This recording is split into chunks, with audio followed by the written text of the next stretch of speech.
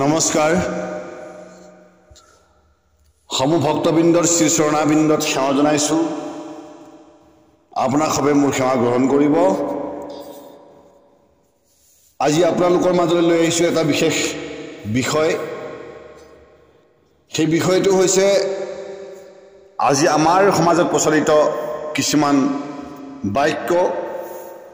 যিবোৰ বাক্যই আমাৰ সমাজখন কি কৰিছে বিচলিত কৰিছে যিটো বাক্যই আমাৰ সমাজৰ মাজত ভিন্নতাৰ সৃষ্টি কৰিছে আৰু আজি আমাৰ মাজৰ যি সম্বন্ধ সেই সম্বন্ধবোৰ বিচ্ছেদ কৰিছে সেই বিষয়টো হ'ল কি আন দেৱ দেৱী নকৰিবা সেৱা গৃহ নপহিবা তাৰ মূৰ্তিকো নাচাবা প্ৰসাদো নাখাবা ধৰ্ম হ'ব বিচাৰ এই বাক্যষাৰক লৈ আমাৰ বহু কিছুমান ব্যাখ্যাকাৰে বহু কিছুমান ভক্তই আমাৰ সমাজত প্ৰচলিত কৰি আছে যে শ্ৰীমন্ত শংকৰদেৱে মাধৱ গুৰুজনাই এই বাক্য যেতিয়া আমাক আগবঢ়াইছে তেন্তে আমি কাৰো গৃহত যাব নালাগিব আৰু মূৰ্তি পূজাৰ প্ৰসাদ আমি খাব নালাগিব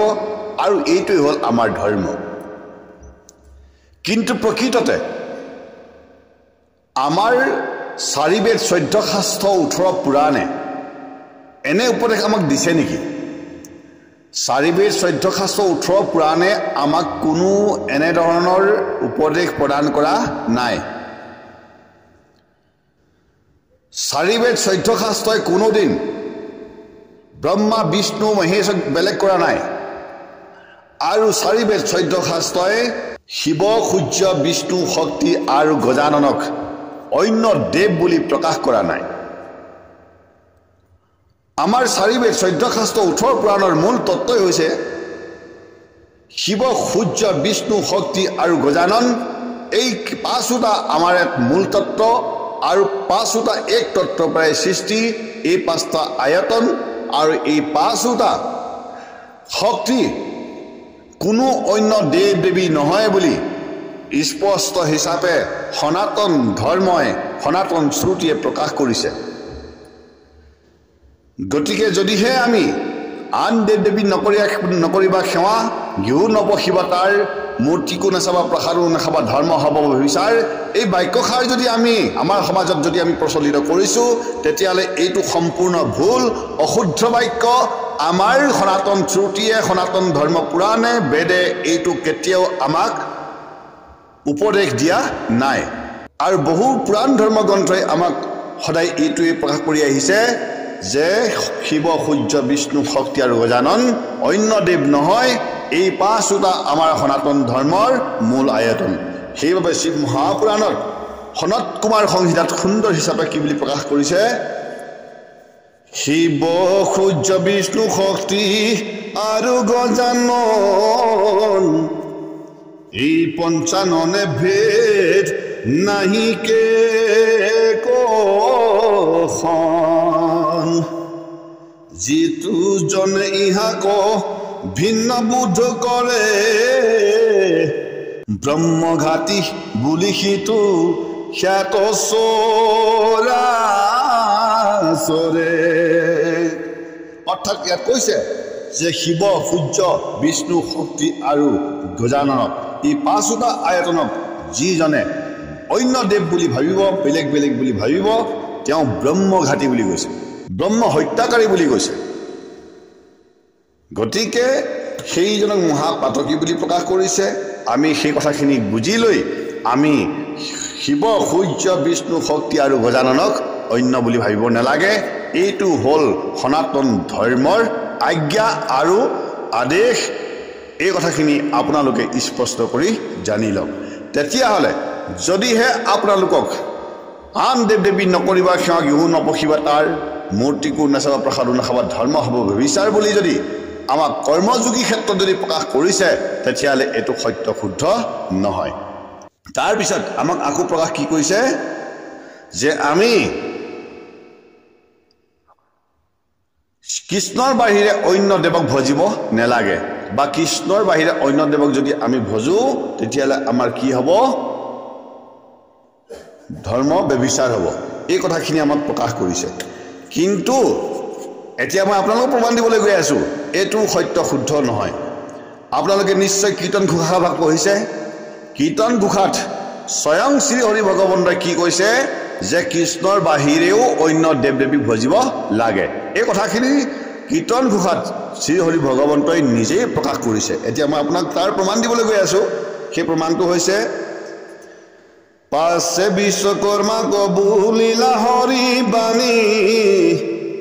সাজি তিনি প্ৰতিমা এখনে দিও আনি কৃষ্ণে বলুভদ্ৰ আৰু সুভদ্ৰা ভগিনী যাৰ যেন লক্ষণ নিৰ্মীয় ভিন্নি ভিন্নি এই পথাকি আমাক এইটো বুজাইছে শ্ৰী হৰি ভগৱন্তই বিশ্বকৰ্মাক কৈছিল যে হে বিশ্বকৰ্মা মোৰ ভক্ত ইন্দ্ৰদ্যুম্ন ৰজাক তুমি কি কৰা তিনিটা প্ৰতিমা সাজি আনি দিয়া সেই তিনিটা প্ৰতিমা কি কি কৃষ্ণ বলুভদ্ৰ আৰু সুভদ্ৰা ইন্দ্ৰদ্যুম্ন ৰজাই এই কৃষ্ণ বলুভদ্ৰ সুভদ্ৰাৰ তিনিটা মূৰ্তিতেই সদায় পুজি থাকিব আৰু তেওঁ বৈকুণ্ঠ প্ৰাপ্ত কৰিব এনে বুলি হৰিয়ে কি কৰিছিলে আদেশ দিছিলে এতিয়া মই আপোনালোকক প্ৰশ্ন কৰিবলৈ গৈ আছোঁ কৃষ্ণ বলুভদ্ৰ আৰু সুভদ্ৰা এই তিনিটাৰ ভিতৰত কৃষ্ণ হ'ল পৃথক আৰু বলুভদ্ৰ এজন অন্য দেৱ আৰু সুভদ্ৰাও হ'ল অন্য দেৱ যদি কৃষ্ণৰ লগত একে সম কৰি বলুভদ্ৰ আৰু সুভদ্ৰাক পুজিবলৈ স্বয়ং হৰি ভগৱন্তই যদি আজ্ঞা প্ৰদান কৰিছে তেতিয়াহ'লে শিৱ আৰু দুৰ্গা অন্য দেৱ দেৱী কেনেকৈ হ'ল এই কথাখিনি আপুনি উপলব্ধি কৰক আৰু বুজিবলৈ চেষ্টা কৰক যদি কৃষ্ণ বলুভদ্ৰ আৰু সুভদ্ৰাক যদি আমি পুজিব পাৰোঁ তেতিয়াহ'লে আমি শিৱ আৰু দুৰ্গাক কিয় ভজিব নোৱাৰোঁ যদি শিৱ আৰু দুৰ্গা যদি অন্য দেৱ দেৱী হয় তেতিয়াহ'লে বলুভদ্ৰ আৰু সুভদ্ৰা অন্য দেৱ দেৱী নহয়নে বাৰু নিশ্চয় হয় তেতিয়াহ'লে আপোনালোকে নিশ্চয় বুজিব লাগিব যে আমি কৃষ্ণ বলুভদ্ৰ আৰু যদি সুভদ্ৰাক যদি আমি ভজিছোঁ তেতিয়াহ'লে শিৱ আৰু দুৰ্গাটো অন্য দেৱ দেৱী হ'বই নোৱাৰে এই কথাখিনি আপোনাক প্ৰমাণিক হোৱা মই কীৰ্তন ঘোষাৰ পৰা প্ৰকাশ কৰিছোঁ তেতিয়াহ'লে আপোনালোকে বুজি ল'ব লাগিব যে আপোনাৰ ধৰ্মত বিঘিনি ঘটাই আছে আৰু যিসকলে আপোনাক তথ্য প্ৰদান কৰি জ্ঞান দিবলৈ বিচাৰে সেইসকল নিজেই হ'ল অজ্ঞ গতিকে অজ্ঞসকলে কেতিয়াও আপোনাক শুদ্ধ ধৰ্ম প্ৰদান কৰিব নোৱাৰে তাৰপিছত আকৌ আমাক শ্ৰীমদ ভাগৱতৰ এটা শ্লোক শুনাই পেলাই তেওঁলোকে আমাক প্ৰকাশ কৰে কি বুলি কৃষ্ণক নভজি যিটো আন দেৱ ভজে ৰাক্ষস অসুৰ সিটো একোৱে নুবুজে এই যি বাক্যষাৰ মই গাইছোঁ এনেদৰে ভাগৱতত নাই তেওঁলোকে কি কৰিছে পদটো সলনি কৰি পেলাইছে শব্দটোৰ সুৰটো চেঞ্জ কৰি পেলাইছে সেই সুৰটো আৰু শব্দটো পৰিৱৰ্তন কৰিয়ে আমাৰ মানে সমাজত বুজোৱাৰ বাবে আজি আমাৰ সমাজত বিশৃংখলতাৰ সৃষ্টি হৈছে যে কৃষ্ণক নভজি যিটো আন দেৱ ভজে ৰাক্ষস অসুৰ সিটো একোৱে নুবুজে এই বাক্যষাৰত যিটো পূজা শব্দ প্ৰকাশ কৰিছিল সেই পূজা শব্দটো আঁতৰাই তেওঁলোকে কি কৰিছে ভজা শব্দটো প্ৰকাশ কৰিছে তাৰপিছত আকৌ হেন দেৱ বুলি কথাটো মানে আপোনাৰ হেন দেৱ তেজী কথা মানে হেন দেৱ তেজীৰ যিটো শব্দ তাৰ ঠাইত তেওঁলোকে কি কৈছে কৃষ্ণক নভজি বুলি মানে আপোনাৰ প্ৰকাশ কৰিছে এই দুয়োটা বাক্যৰ অভিপ্ৰায়টো অলপ বেলেগ বেলেগ গতিকে আমি সচৰাচৰ এতিয়া নিজৰ ভিতৰত তৰ্কবাদ লাগিছোঁ প্ৰকৃততে শ্ৰীমদ ভাগৱতত কি বুলি প্ৰকাশ আছে শুনিব হেন দেৱ তেজী যিটো আন দেৱ পূজে ৰাক্ষস অসুৰ সেহি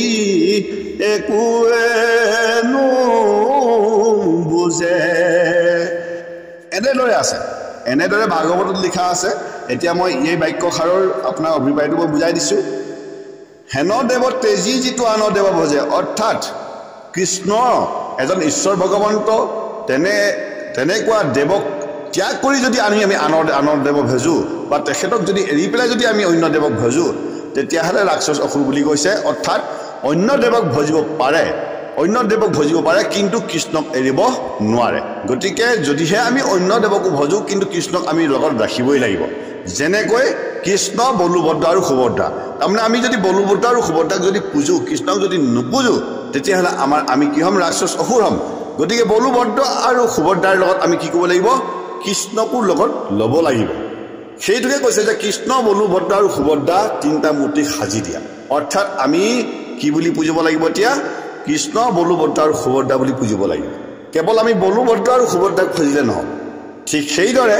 আমি কেৱল শিৱ আৰু দুৰ্গাক পুজিলে নহ'ব আমি কৃষ্ণকো লগত ল'ব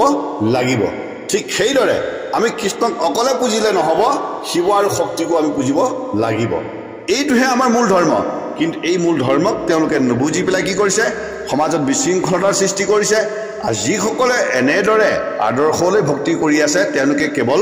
নৰকলৈহে গতি কৰিব তেওঁলোকে বৈকুণ্ঠলৈ গতি কৰিব নোৱাৰে গতিকে আপোনালোকক মই এই কথাখিনি আমি বুজাই দিছোঁ আমাৰ সমাজত ব্যাখ্যাকাৰসকলে কি কৰিছে আপোনালোকক বিভ্ৰান্তিৰ সৃষ্টি কৰিছে আৰু ভাগৱতৰ যিটো ব্যাখ্যা তেওঁলোকে অপপ্ৰচাৰ কৰি আছে ভাগৱতৰ যিটো ব্যাখ্যা তেওঁলোকে ভুল ব্যাখ্যা কৰি আছে গতিকেহে আজি আমাৰ সমাজত বিশৃংখলতাৰ সৃষ্টি হৈ আছে গতিকে আপোনালোকক মই নিবেদন কৰিম সেই ব্যাখ্যাকাৰসকলৰ পৰা আপোনালোকে সাৱধান থাকিব আৰু সনাতন শ্ৰুতিত বা সনাতন পুৰাণত এটা কথা স্পষ্ট মনত ৰাখিব আপুনি শিৱ সূৰ্য বিষ্ণু শক্তি আৰু গজানন অন্যদেৱ নহয় লগতে আৰু এটা কথা আপোনালোকে মনত ৰাখিব আমাৰ ভাৰতবৰ্ষৰ এটা মহা সভ্যতা আছে এটা সুন্দৰ সভ্যতা আছে সেই সুন্দৰ সভ্যতাটো হ'ল পিতৃ দেৱো ভৱ মাতৃ দেৱো ভৱ যে পিতৃও ভগৱান মাতৃও ভগৱান সদায় পিতৃ মাতৃক আমি পৰমেশ্বৰ বুলি মানিব লাগে আৰু আমাৰ ভাৰতীয় সভ্যতাত কি কৰিছে নাৰীক সদায় প্ৰথম মানে আপোনাৰ স্থান দিছে আৰু নাৰীক সদায় আপোনাৰ প্ৰথম পূজ্য বুলি জ্ঞান কৰি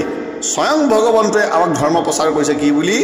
যে পৰম ভগৱন্তৰ নামৰ আগত সদায় প্ৰকৃতিৰ নাম ল'ব লাগিব তেতিয়াহে পৰমেশ্বৰ আমাৰ সন্তুষ্ট হ'ব সেইবাবে কি কৰিছে কৃষ্ণৰ আগত ৰাধাটো যোগ কৰি ৰাধে কৃষ্ণ বুলি কৈছে ৰামৰ আগত সীতাক সংযোগ কৰি চিয়াৰাম বুলি কৈছে আৰু শিৱৰ আগত পাৰ্বতীক সংযোগ কৰি আপোনাৰ উমাপতি মহাদেৱ বুলি প্ৰকাশ কৰিছে এনেদৰে ৰাধে কৃষ্ণ সীতাৰাম উমাপতি মহাদেৱ এনেদৰে আমাক কি কৰিছে সম্বোধন কৰিছে অৰ্থাৎ ৰাধা আৰু সীতা বা পাৰ্বতী এই প্ৰকৃতিক আমাক পুজিবৰ বাবে বা সন্মান জনাবৰ বাবে আগস্থান দিয়া হৈছে প্ৰভু ভগৱন্তৰ নামৰ আগত কিন্তু আজি আমাৰ অসমৰ একাংশ মানে ভকতে কি কৰিছে সেই শক্তিক বা সেই পুৰুষ সেই প্ৰকৃতি শক্তিক কি কৰিছে তেওঁলোকে অপমান কৰি তেওঁলোকে কি ধৰ্ম প্ৰচাৰ কৰিছে কেৱল কৃষ্ণ বুলিহে কোৱা কোনো দেৱ দেৱী ভজিব নোৱাৰিব গতিকে কৃষ্ণৰ আগত তেওঁলোকে যিটো ৰাধা আৰু সীতা আৰু পাৰ্বতী এই যে নামবিলাক প্ৰকাশ আছিল সেই নামবিলাক কি কৰিছে তেওঁলোকে আঁতৰাই কি কৰিছে